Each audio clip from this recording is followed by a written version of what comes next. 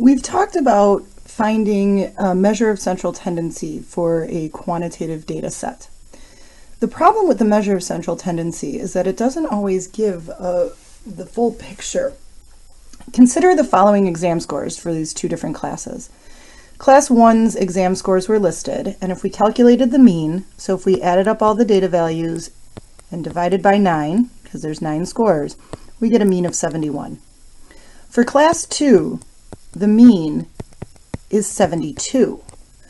So if we were just to look at the mean, it appears that these classes did equally well. In fact, looks like Class 2 did a little bit better. But just looking at where the data values tend to center around doesn't necessarily tell us everything. We also want to look at consistency, and that's where these measures of dispersion come in. A measure of dispersion tells us how spread out the data set is. So we might be interested in exactly, is the data tightly clustered? Is it spread out? So one way to consider the spread of a data set is through the range. The range is a very simplistic calculation.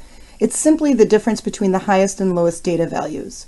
So for example, if we wanted the range of Class 1, we take the data value of 75, which is the highest, subtract off 67, which is the lowest, and we get a range of 8.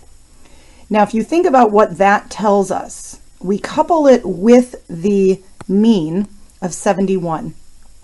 Now this 8, this is percentages, okay? Our data was in percentages, 67%, 68%, so on and so forth. Our mean is a percentage. It was a 71% average. So this range is a percentage as well. It tells us that there's an 8% difference between the highest and lowest scoring students. And if the mean is 71, kind of indicates that all the students were pretty close to that 71.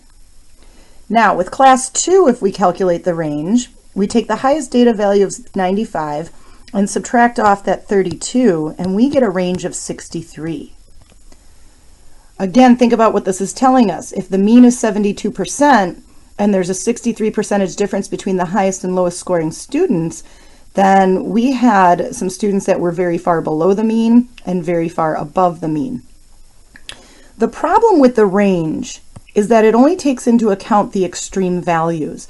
So it doesn't give any indication necessarily as to what's going on with the data values in between those two extremes. If the range is small, such as with Class 1, we can be fairly certain that the data is tightly clustered around the mean. But in Class 2, with this extremely high range, one of two things could be happening. It could be exactly what we see in the data. There is a great disparity between the highest and lowest scores, and the data values between those two are kind of all over the place. Some are a lot higher than the mean, some are a lot lower than the mean. So a very high range could indicate that the data set is sort of all over the place. But think about it. A high range doesn't necessarily mean that the data set is all over the place. It could be that one person or one data value was very high and one was very low, but the rest of the data in between could look a lot more like Class 1, where it's all very tightly clustered. So a high range could be that the data is all over the place, or it could be that we just had two outliers, one extremely high, one extremely low, but the rest of the data set was pretty tightly clustered or not that spread out. So the range isn't always the best measure of dispersion. A better measure of dispersion are something we call the variance and standard deviation.